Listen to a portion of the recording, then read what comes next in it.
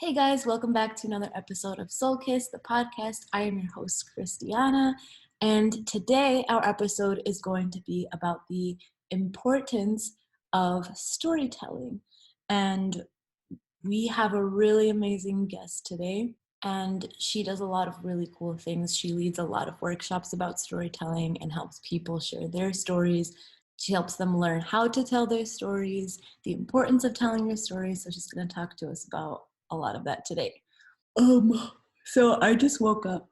So this friend of mine, she's actually all the way out in Israel, Israelistan, and so that's like 8 hours ahead from Chicago. So we were gonna wake up at 9, and I went to bed really late because I was editing an episode that I meant to post yesterday, and so I wanted to kind of get more of it done, and then I had to write out the questions for her for today's episode. So, and then I watched Steven Universe.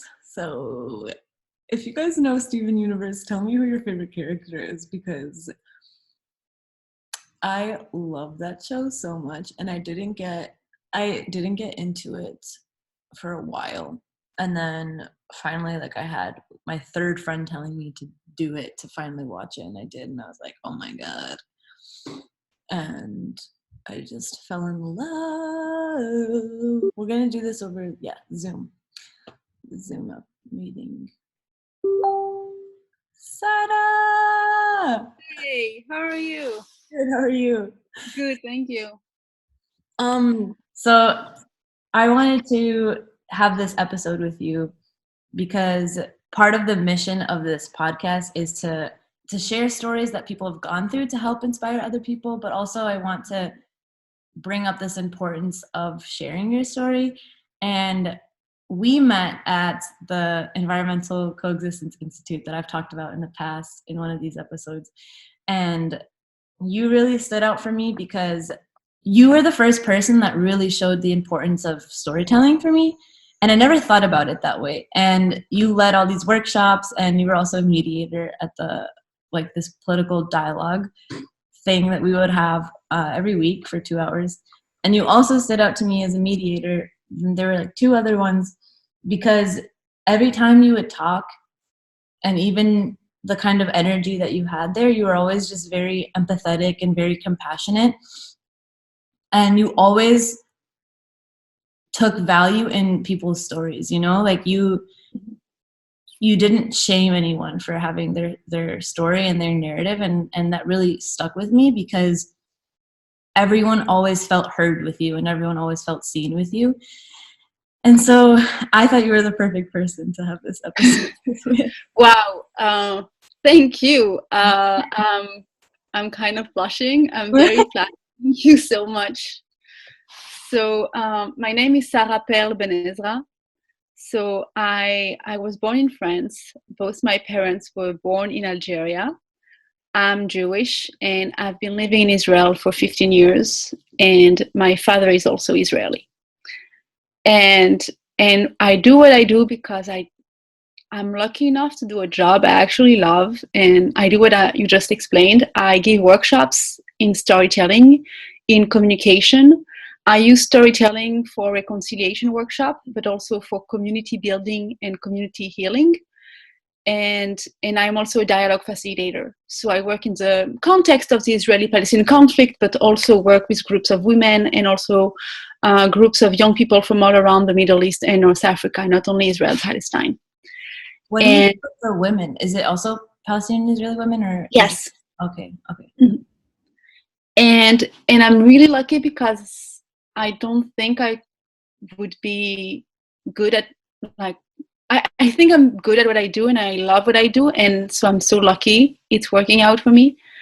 And working at the Arava Institute, so with students like you, is to me one of the most amazing experience, because it happened that I was a student at the Arava Institute 14 or 15 years ago. And that to me was a very turning point in my life, in what I wanted to do and how I wanted to use my voice to bring something positive to the world. So how did story come to find you in your life, and what happened in your life that made you see it as something that's important enough to hold as a core value? What did you want to do before? Like, what was your plan for yourself? Okay, so there were a lot of stages of what I wanted to do when, I grew up in northern France, in a city where there were not a lot of Jews, where being called Sarah Ben Ezra and having a brother called Eyal Ben Ezra and going on vacation or going abroad only to Israel was pretty exotic to everyone. And so I kind of grew up with this idea that I had to fit in, that I had to try, I had to make an effort to fit in, that it would not happen naturally. But I loved reading and I loved stories, and I wanted to be a journalist for many, many years. I also wanted to be a teacher because I loved sharing knowledge and I love offering younger humans skills and tools to help them grow. I wanted to be a writer, so it's kind of always been around sharing information and being curious. I did want to be a primatologist at some point because I really, really love great apes. And I fell in love with great apes when I was 8, and I've been obsessed with them, and I wanted to study them like all the great women who did. But a very mean math teacher in 10th grade told me that I would never be a scientist. So I gave up on that dream. She was traumatic.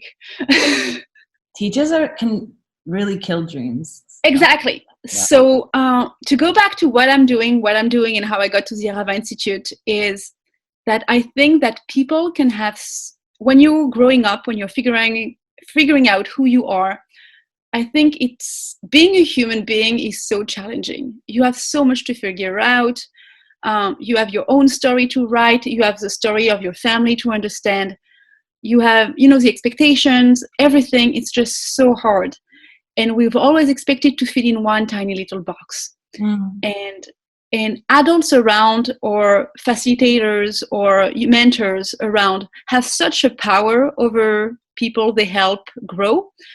But oftentimes they're not really offering what the young person needs. And I felt that I never had someone I totally trusted when I was a kid. I felt that I never had someone I really can turn to when I wanted to talk and help me figure those things out. And so I kind of want to be that for the people I meet, for the young people I work with, if they're 15 or 25, or even sometimes even older than me. I want to be that person who helps you think and listens to you. But I think listening is just so precious. So I grew up in France, being the only Jew in my school, the only half Israeli with a Nigerian background in my school. And when I was about 6, one very mean kid, who was actually younger than me, came to me and asked me, "What are you?" And I was very hurt by the question because I had no clue how to answer him. And I was the kind of kid who always knew what to answer when she was asked a question. And the question, "What are you?" I felt was so mean. And it was like, why not whom? And then he didn't even answer, ask for an answer. He kind of just continued. Later in the year, we had a trip, all first graders together for about 5 days. And one of the days was a Friday. And it would have been my first Friday ever without my family. And so without lighting the Shabbat candles on Friday evening with my mother, and without sitting around the table with all of my cousins and my grandparents. And I was very scared. For my entire life, that's what Friday evening was. So it meant that for the first time in my life, I was 6 or 7, I would be on a Friday evening not doing all those things. And my mother approached the school director, who was also my teacher, and asked him if I could bring the Shabbat candles to light them and to explain to the other kids what it was. The teacher was amazing. He said, "Yes, of course. That would be amazing. Of course, you should do that." And so I was 6 or 7. I had my little suitcase for my 5 days of this countryside trip for first graders. And I had my 2 candles in my suitcase. And we went on the trip, and it was beautiful, and the weather was great, and we saw the sea, and everything was beautiful. And on Friday evening, somehow the parents who were accompanying us and the teachers decided not to have a whole thing about Sarah explaining what it is, but just basically put me in a room and said, "Okay, you can do your thing now." And I was like, okay, whatever. So I'm lighting my candles and I'm doing the prayer in Hebrew, of course. But what I didn't know is that actually the fact that some of the kids were looking at me through the windows, but not having any context explained or not having any explanation given to what I was doing. It was just like this tiny little girl with dark hair lighting candles and saying words that nobody understands. But I didn't know they heard me. I didn't know they saw me until I realized a couple of days later that nobody was talking to me and that everyone was calling me the witch. And suddenly I was like, okay, so that's what I am to them. I am a what, and I am a witch. And I felt incredibly lonely. I felt excluded. I felt judged. I felt like a freak. And I really wanted to, it started to make sense to me that, okay, so I'm different, but I wanted to understand why. And going back home, I started to kind of interrogate my parents. Why was I born there? Why was I in that school where nobody else was like me? Why nobody else did what we did on Friday night? Why, when we were going on vacation, it was always Israel twice a year, and we were never going skiing like everyone else? Why at home we were listening to Israeli radio? And so I started asking this question, and every answer was actually a story. A story of how life was in Algeria before the independence war, rebellious stories of my grandmother in Algeria, stories of my father escaping the Algerian war when he was a teenager and then coming to Israel to join the army when he was 17 and kind of finding his identity and his new safe home in Israel by himself. It was the stories of how my parents met. It was the stories of how we ended up in this city in northern France, because that's where my grandfather thought he could find a job when he was coming from Algeria. This was your first time hearing these stories? Yes. Yeah. And I realized the power of the stories because suddenly they made sense. They also helped me make sense. Suddenly I made sense because there was a reason why I was born in northern France. There was a reason why we were listening to Israeli music. There was a reason why there was an Israeli flag in every room. And when I had rabbi pictures in my bedroom, kind of very scary black and white rabbi pictures that were above our beds, and none of my friends had that. Lucky them. Like the one in Jerusalem, the flyer of the goods. Like. Exactly. And so I started going back to school telling those stories, sharing those stories, because then people could see me for who I was and not what I was. Suddenly I made sense. Suddenly there was a reason why I was who I am and why I was there. And those were very human reasons. And and I loved reading and I loved stories, and kind of all of that stayed with me. On the best way to connect to people, the best way for people to hear me, to listen to me, and to see me was through stories. And so the best way for me also to connect with people was asking them to tell me stories. And so I came to Israel when I was 22. I wasn't sure I would stay. I was just coming for a break after my master's in France. My family was very happy, but they never thought I would stay. But then after 6 months, I wanted to stay longer. And after 10 months, I went back to France and realized that it wasn't the place for me. It wasn't safe. It didn't feel like home.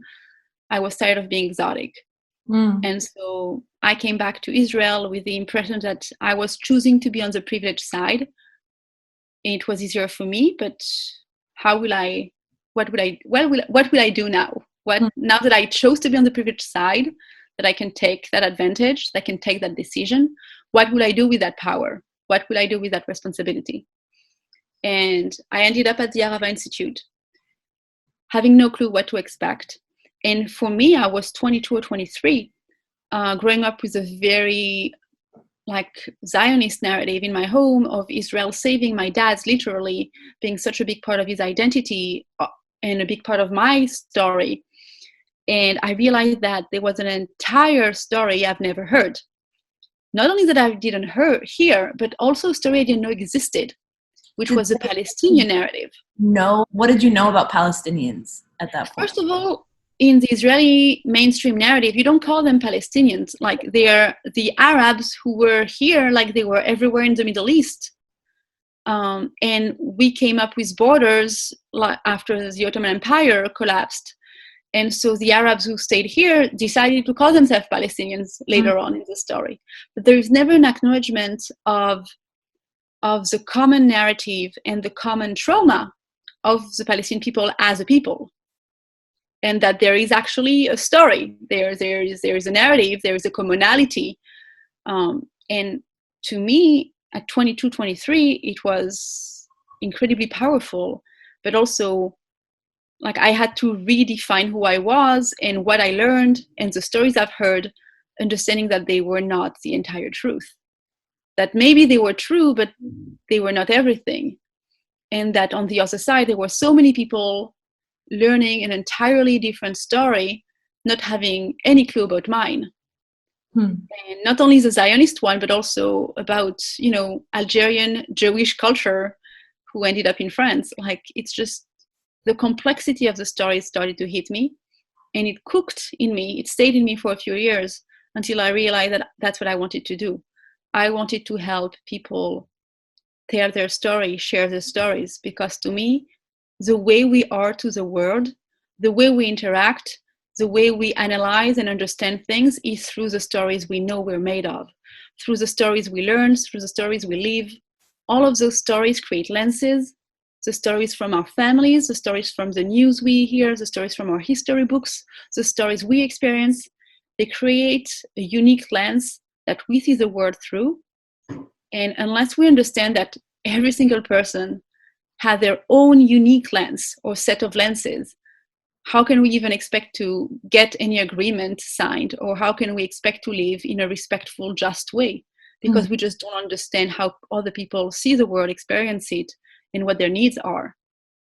And I really believe that storytelling is a magical, magical tool, because it acknowledges, it allows people to acknowledge the complexity of a situation, the uniqueness of every person, and it's just bringing people together. Because if you put, let's say, an Israeli or a Palestinian in the room and you just tell them, okay, what is the issue there?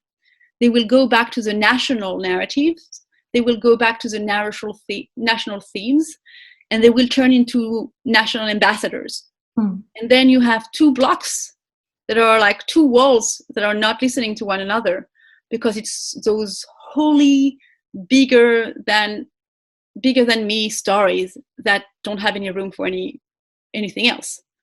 But if you just scale down the stories to personal experiences, to personal stories, then you cannot argue. I can't argue with your pain. I can't argue with your fear, because as a person, I'm seeing you and I can connect to those emotions because at the end, they are absolutely universal. And so through storytelling, we kind of bring people together as people. So throughout your life, it's been kind of a collection of these experiences that made you understand the importance of storytelling in your life. Yes. Right? It's me figuring out who I was, me being exposed to narratives I've never heard, me understanding that I can connect to people through stories. Also just me being a bookworm, I guess, because to me stories was always like a thing for me. Also, I was in a little drama club when I was a kid, and I had one of the teachers was a storyteller. Like, he was about writing the stories, and that's always was the part I preferred. Like, being on stage was frightening, but actually thinking about the questions and the plots and how the structure of the story was, I think to me was also very important, because it really helped me see stories as a tool and as something you construct and as something you build and share and as something that has a goal. That was amazing. That was really good. And wait, so after or when you were at the Arava and you were hearing all these stories, was it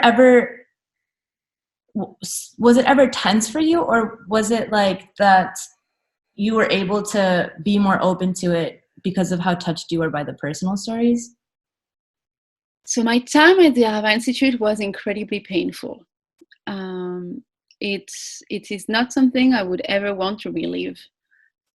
It was a long time ago, and the institute has changed and evolved a lot. But back then, I didn't feel like the institute was very young. The part that is called PEL, that is about political leadership and peace leadership, about the dialogue, the thing that I facilitate today or co-facilitate today, was not at all what it is today. It was only one person leading it, and most of the sessions were about bringing outside speakers to come to speak to us. And we were only a group of 25 students. Wow. So it was very, very different. And among the students, it was Israelis, Palestinians and Jordanians, and the foreigners were all Americans, most of them not Jewish. And I was kind of a weird thing that was brought there. I was a very weird thing because I was French and I was Israeli, and I was moving to the country. And I was from abroad, but I was from France and not from the US. And I was Jewish, but I was also, the Israeli narrative had a very big impact on me because I grew up coming to Israel constantly and having a father who was very much Israeli. So I felt that they were kind of, I don't know if they were overwhelmed or if they didn't understand the importance of acknowledging diversity and complexity, but there was absolutely no room for me to speak. There was no room for my story. And not only I had to understand that my national narrative was not the only narrative, understand that the counter-narrative, the Palestinian one, was very much built on the anger of the fact that my narrative existed. Like the Palestinian narrative was based on their resentment towards my narrative. And on a personal level, I also had to understand that my personal story didn't have any room, not in my national narrative, because the Israeli narrative is very much an Ashkenazi narrative, but also not in my community at the Arava Institute. Like there was no room. And I'm like, okay, like where will I get to say my story? Who is even interested?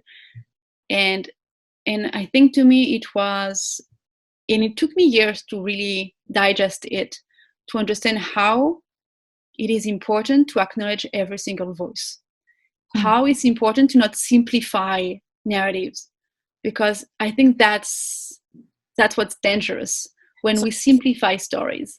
So how do you make, when you're leading these workshops, how do you make other people understand the importance for them to tell their stories? Because I feel like there's a lot of people out there who think that storytelling or even speaking and trying to connect with people, that's something that's meant for motivational speakers or leaders or people who have some kind of platform for that. So how do you show them how important it is for anyone to learn how to practice that muscle of storytelling?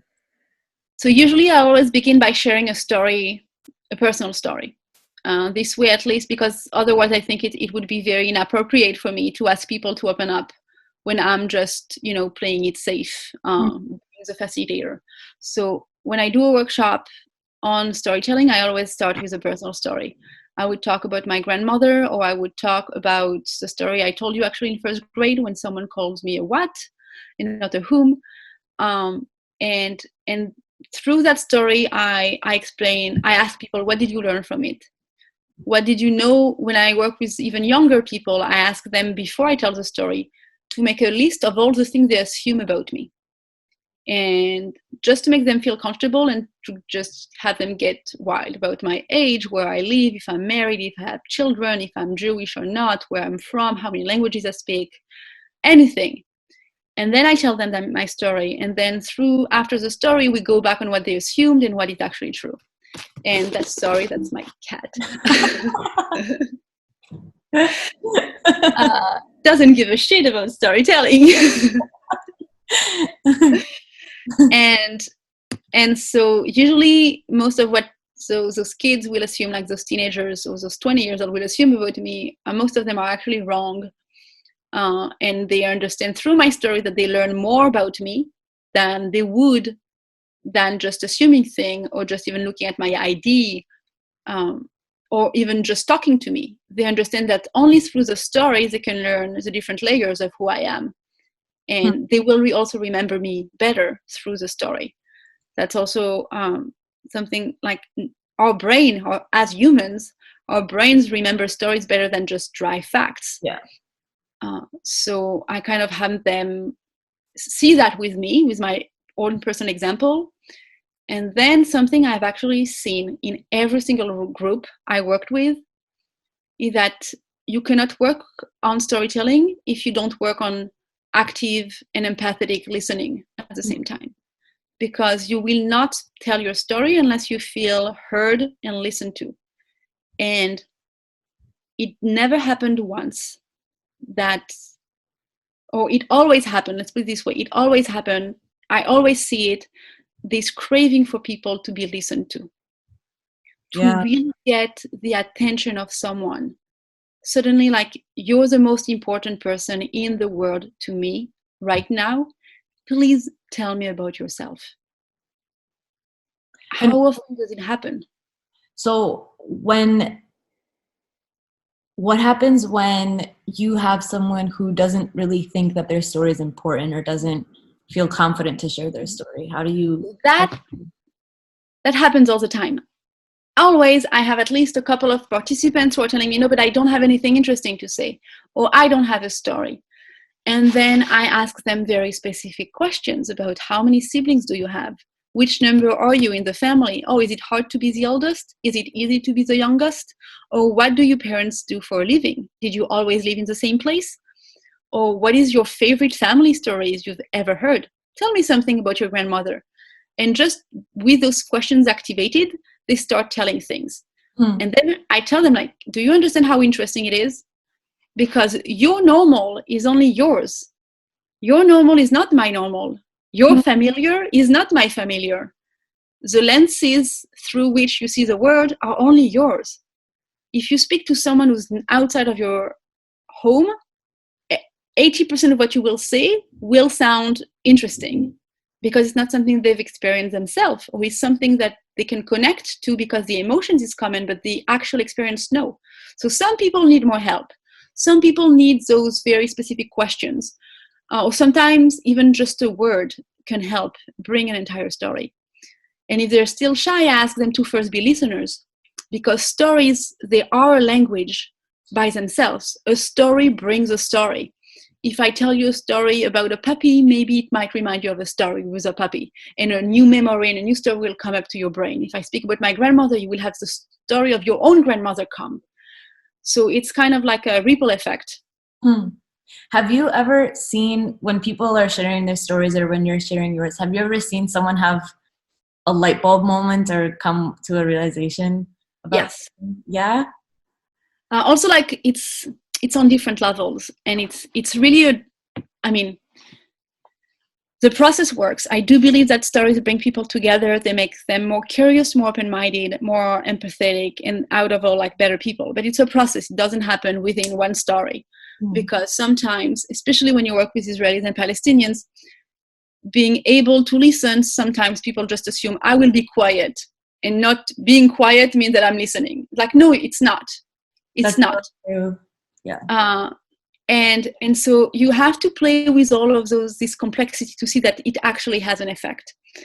And sometimes, yes, so you have this light bulb moment, not only sometimes even on a personal level first, because it will be the first time I am telling my story.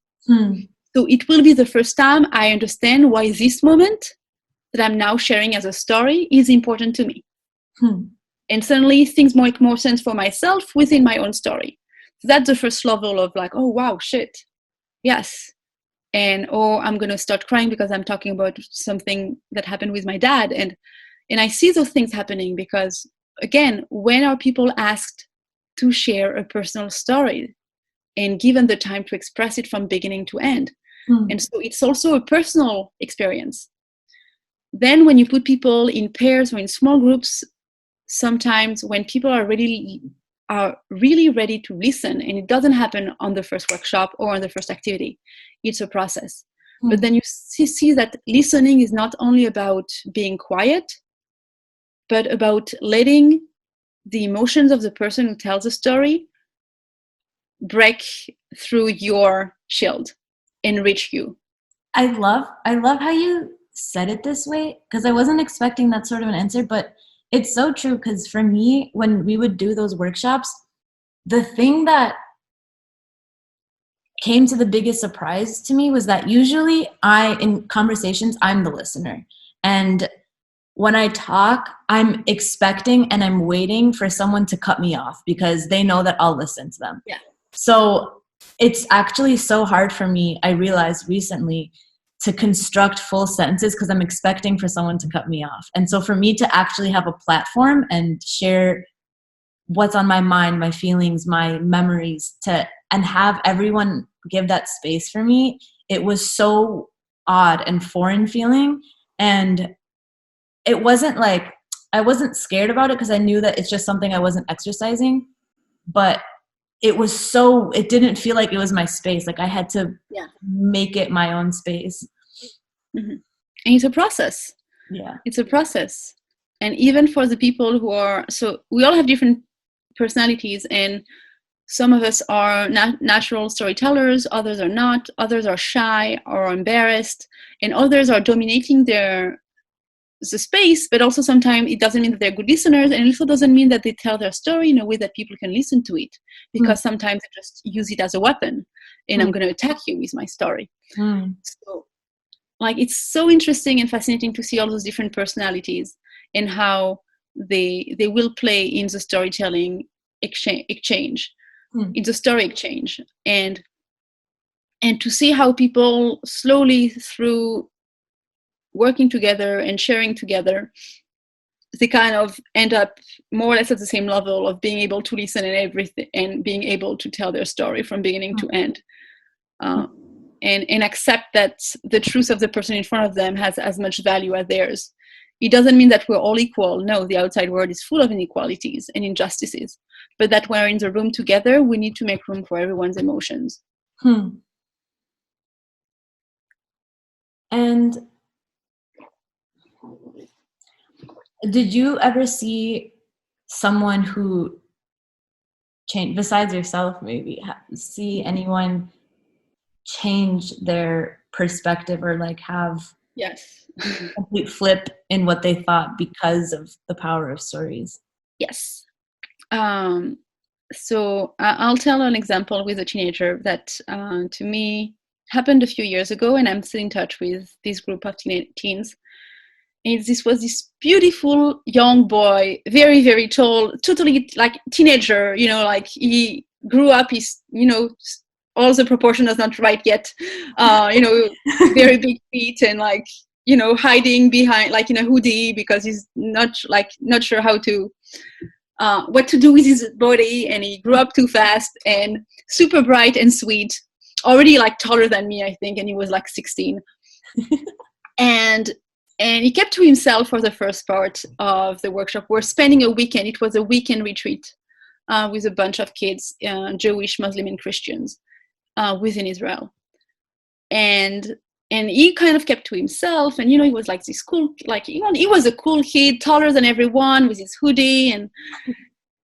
And in the evening, we did a storytelling activity, sitting in the dark, more or less. It was very lighting, and I started telling my stories. And I really wanted to create a safe space where everyone would feel comfortable. And so it's very important to first set the rules of we're not judging, we're not interrupting. Why I respect every single one of you for being here, acknowledging how brave they already are to be here. Just because you really want people who take part into those groups to feel safe and appreciated, because it's not an easy process, especially in the Israeli-Palestinian conflict situation. And so I had this teenager who, for the first time, starts speaking and tells me the first sentence I ever heard him say to the group was, "I come from a violent background. My city is violent. My neighborhood is violent. Boys in my neighborhood, my friends, like, if you want to be a boy, if you want to be a man, if you want to be cool, you have to be tough." And it was the first sentence he said to the entire group. And I was like, this is so heavy for a 16-year-old boy. He has to go through that. Like, he has no choice. There's only one way to be a man. And the only thing that are valued within a man are to be tough, to be violent, to be strong. And maybe that's not what he wants to be. And so we started doing storytelling, and he shared a story about his big sister and how much he loves her. And his voice changed, and suddenly it was soft, and it was full of love. Like, he admires and he loves and he cares so much for his big sister. Like, and the way he talked about her was so gentle and respectful, and how she's smart and how she's kind and how she's sweet and how she always comforts him. I feel like this bubble of sweetness into this boy's life was so like full of edges, very sharp edges. And so we started to talk, and he started bonding with other kids, and he stayed, basically worked with me for almost 3 years, with another group of teens that we had weekend retreats, we had workshops, and we had summer programs together. It was with an organization called Jerusalem Peace Builders. And in the summer program, so there were other boys who were kind of in the Middle East. No matter if you're Jewish or Muslim or Christian, the version of being a man is usually goes with this very heaviness of being strong, macho, and not crying. And I really don't like that. So I always the way I bring the stories are never gendered. I always want everyone to be at the same level of opening up and emotions. And we have those very small sessions in smaller groups where people can open up more. And I see this boy who's now 1 or 2 years older, who's looking at his friend. So one is Muslim, one is Jewish. And they just look at each other, listen at each other, and tell stories about how afraid they are of what they're going to do next. Because in Israel, Palestine, when you turn 18, if you're a Jew, you're turned into a soldier. And when you're a Palestinian, you don't have that many options, and it's very hard. And so they were scared because they were getting to that age, and they share those stories. They look at each other, and suddenly one of them says, "Wow, I love you, dude." And I know I'm like, I never said I love you to a boy before, but I want to tell you I love you because you're my friend. And as those two boys telling each other they love each other and hugging each other, and I'm like, oh my God, this is the most beautiful moment ever. And I had something to do on this earth, and that's what I did, and it's good and it's beautiful. And it's amazing. And it's just offering people a safe space to be more than what society or what they feel society expects from them. And here it happened that one of them was a Palestinian Muslim and one was a Jewish Israeli. And that they're still in touch. And then when one is in the army, the other is figuring out what he wants to do in life, but they're still in touch. And when the one in the army feels that he's losing track of who he is, he calls back his Palestinian friends like, hey, can you just yell at me and remind me who I am and what my values are, because I don't want to forget them. And this beautiful relationship was born through stories and through letting them share emotions. And when are people asked to share emotion at such a young age? When it's not manipulated emotions just to serve the purpose of the bigger national narrative. When it's sharing emotions to bring people together at the people level, at the human level, and when it's about bringing empathy. And that's just one of the many stories, but it's just, I love these kids so incredibly. Yes, with them, I really felt I could help. I really felt I let them speak. They didn't only grow as wonderful humans, but they also grew a friendship, and they support one another, and that's pretty cool. I almost cried. It's so beautiful. It is. Like, just seeing those, big teenagers hugging each other, telling each other they love each other, and I'm like, oh, yes. Like what you were saying about ripple effects, that will affect everyone that they come in touch with. Both. Yeah. Like, that affects their families, that affects their friends, because they have that story now to share with them. Yeah. Dang. Yeah. Wow. Amazing. Okay, I'm going to move on to the next one. So how has the ability for you to share your story and create these to have like a strong storytelling value. How has that changed you or your life or your interactions with people, your relationships?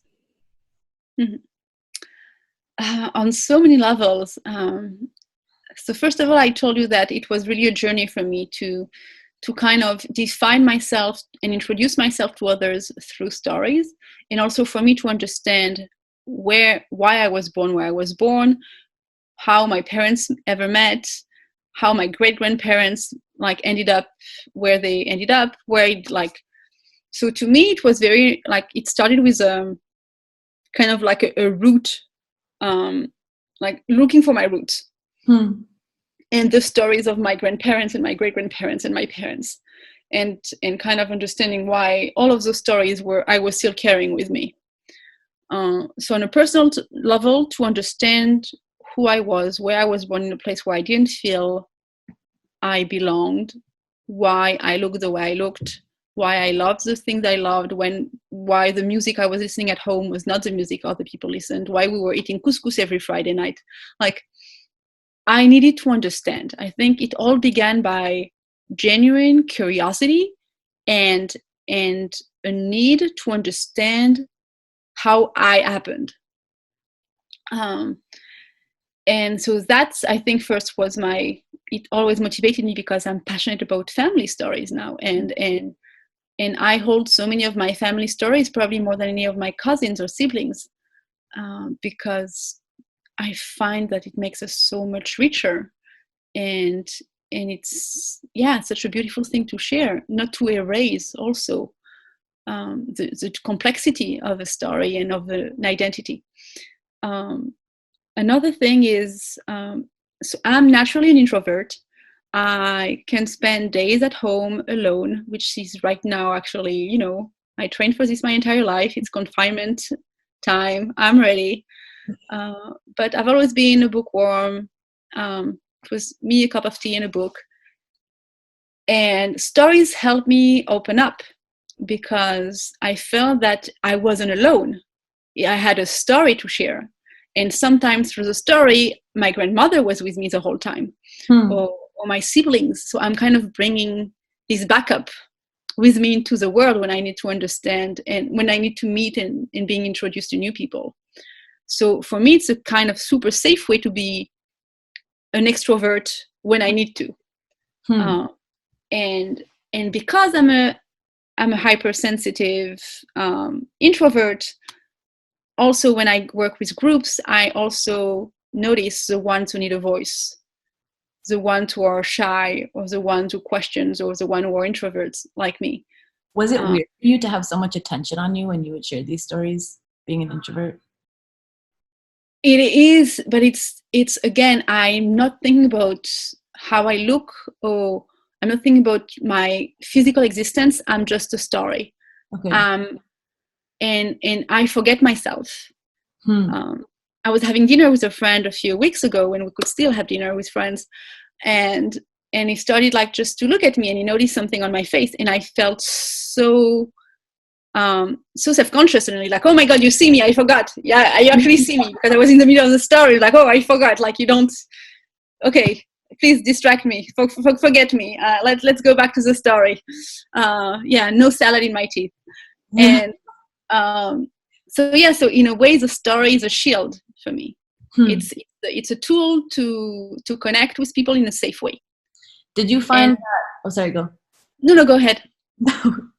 I was gonna ask, did you find that people in your life, because you became a storyteller and a better storyteller, did you find that people in your life were becoming better listeners, or also were valuing stories more? Definitely valuing stories more.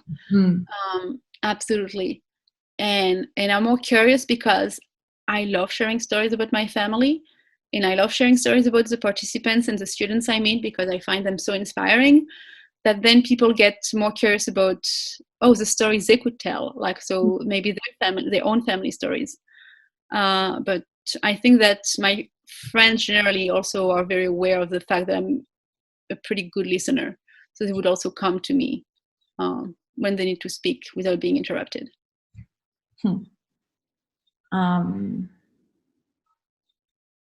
Yeah, I feel like that's always been a difficulty for me because I really like telling my stories, but it's so hard for me because I focus way too much on the recipient, like how the person's taking it, and then I'm not allowed, like I can't be in the present moment in my head, and I can't even finish the story because I'm like, well, how did they probably think about that, and how did they receive that?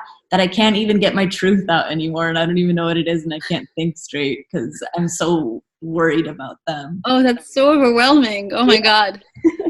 No, I can totally understand that. And I really want to help you with that, because I think we are always more like, in most cases, especially when we're a person who's sensitive and empathetic, if your story is good, then it's always people receive it better than you think. Yeah. And right now I'm kind of experiencing something similar, because people are surprised when I tell them I'm an introvert, because when I tell a story, I'm totally out there and I'm telling my stories and I can make voices and things like that. But really, because I forget myself in the stories, and like I am my grandmother, I am like, and so I'm playing it. Maybe that's the leftovers of the drama club I was part of when I was a kid, but right now, so I really feel that the human connection, the fact that I'm a person, I'm a relatively nice person, the fact that I'm in front of those people, like there's a good connection happening, there's a good energy in the room. And right now I'm doing a lot of storytelling through Zoom, through video calls, and it's incredibly hard for me because I don't have the feedback, because people are in mute because they don't want to disturb, and sometimes people don't put their camera, and so I'm just giving a workshop to a bunch of names written in front of me, and so I don't know if the joke worked, I don't know if people are still listening, and that's incredibly hard, because stories are really about human connection and about humanity. And so unless telling a story to a robot has very, very little, it's not fun. It's just, that's not what we do it. Yeah. And so without this human connection, so yes, video calls help and they can still do it, but it is more challenging. I think we're missing some of the human connection that stories build. For sure. And I think that actually goes into the last question that we have. So I agree completely. And for me, that's the most important aspect. Like, I think that the most important aspect in storytelling or talking to an audience is vulnerability, because that's what allows you to be yourself and also give emotions and show emotions that we're not necessarily the most comfortable with and that aren't really the most positive even. And that's the only thing that makes your audience feel connected. Like that's the only thing that can really change people, is when you touch their heart and when you speak to their heart and they can relate to you. So, and for me, it's also really hard to do, and I keep on trying to push myself to do it. So what would you say is a way that can help people bring down those walls and bring down those barriers where they're so worried about that vulnerability when it's actually like the most important aspect? And you said a lot about like you forget yourself, and I think that's a really good way to say it. But how can someone forget themselves in that selfless way in order to connect? It's really a process. It's not something that's going to happen overnight with your first story, because you need, and especially like, so each time I go back to storytelling, to me it's so attached to the Israeli-Palestinian context, because that's where I use it, which is kind of like a very challenging context.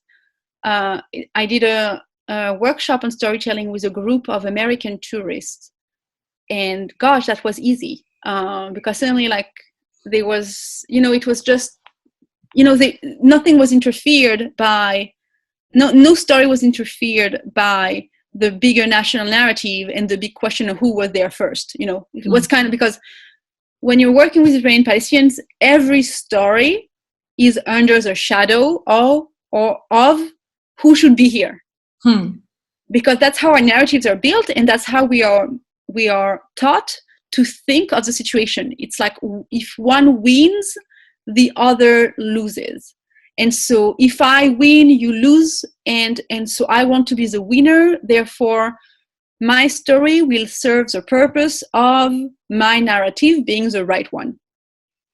So working in that context is very hard because you need to detach every story from that very big context, from that shadow of a national narrative that is over us constantly. To bring it back on a human level. Exactly. And so that letting go of the national question of who was there first or who is more legitimate is part of the letting go of being vulnerable. Because this big narrative is used as a shield. I'm protecting myself, because the Palestinian cause is bigger than me, or because the Jewish survival cause is bigger than me. And so when you want people to forget themselves and to just be in their story, you also have to go through the process of letting go of the national narrative. And it's also, and I'm saying it's a process because before you are able to do that with people you don't know, you first need to do it with someone you learn to trust. And that's why when I do a workshop, there are always times, and like it's basically me speaking a little bit, telling a story and getting feedback from the people. But most of the time it's people working in small groups or in pairs, because we need to go through a process together of trusting each other and feeling comfortable with one another. And then you can slowly let go of yourself and of your national narrative, because you're just a person in front of a person. And through activities, through games, you play with stories, you share pieces of stories, you draw a little, you share, you listen. And it's all very structured until the end, when you can really open up and tell your story. But first you had to go through that process. And I'm really a believer of patience. And I know it's frustrating, especially when we work in a conflict area. We want to solve everything because enough of the violence. But humans like change. If we want a deep, sustainable change, it has to go through this process. It's not the fastest one, but it's about telling people how they can trust. And I think storytelling is also there to build trust. So yeah, I'm not sure I answered your question.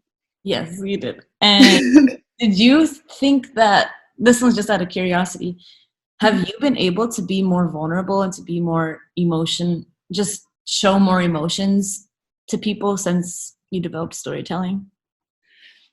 So I used to joke that if you take away the words I pronounce in a working context, if it's not during a workshop, or if it's not when I talk to a student, or if it's not when I talk to you, for example, in a regular day, I probably speak more to cats I see in the street than to people. That's how much of an introvert I am. But that's also how much I love my job, and how much my work is part of my life. And so it's absolutely sure that storytelling in the context of the Israeli-Palestinian conflict has shaped me and still shapes me as someone who loves people and needs more empathy in this world, and want to spread more empathy and kindness, and wants to make room for everyone to speak. But it also means that this work is draining on an emotional level, because I really want to be there for the people. I want to be, what I said at the beginning, like I want to be the person I didn't have when I was in my 20s, or when I was a teenager. Like I want to be this person who tells you it's okay to be you, and you can be you in all the messy, interesting, complex, unique ways you want. And stories help us embrace that. And while embracing that, we understand that there are more than two national narratives, that actually a lot of stories are left out of those big national narratives we are taught to believe in and to fight for. And we understand the complexity of human being and the beauty of it. And by seeing that through stories, we have more room for empathy and for kindness. And so I started by explaining that I was so incredibly lucky to do the job I do. And it's true, because I honestly, I'm not sure how I would exist to the world doing something else. Because it's really intertwined with who I am and how I exist and what I want to do in the world. So I'm still an introvert. When I'm with my friends, I love being a listener. I don't open up necessarily very easily with people I just meet. I need the process to happen. I need time to open up and to maybe not only be the storyteller or the listener, but just to be me. But so far, this storyteller version of me, this has been able to help people, and to me, that's what matters the most, and where I feel comfortable. So it's not even like, it's not like it made you more of anything else. It just made you be more of yourself, like break down those barriers. Yeah. And it helped me also understand who I was, because when you go through stories, you basically also go through identity. Who am I? What is my identity? And I understand it through those very interesting stories. And so that's what people do, but that's also what I did and what I keep doing, of understanding like how the stories I've went through and I heard defined me, but also how I can detach myself from them and be the narrator of my own narrative and be the actor of my own story. And so, yeah, so storytelling for me was a safe space to explore who I was and to find my purpose. Wow. Thank you so much, Sarah. This is amazing. Thank you. This is really nice. I didn't even know a lot of these things about you. So yeah. interesting for me. I really hope that this, thank you so much, Sarah. This is amazing. Thank you. Let me know how it goes, the whole recording thing. Cool. But if you have any questions, of course, let me know. And if you have other episodes you recorded, I would love to listen to them. Yeah, I'll send you a link. Cool. Perfect. Bye, Sarah. Thank you. Thank you. Bye, dear. See you. Okay, guys, so that was today's episode with Sarah. I really thought it was amazing. I had such a good time. I hope you guys did too. Don't forget to find Soulkissed on Instagram. We have a Patreon if you guys want to support it. You can find us on Anchor, Spotify, Apple Podcasts. We have a TikTok. Go check it out and stay tuned for next week's episode. Bye, guys.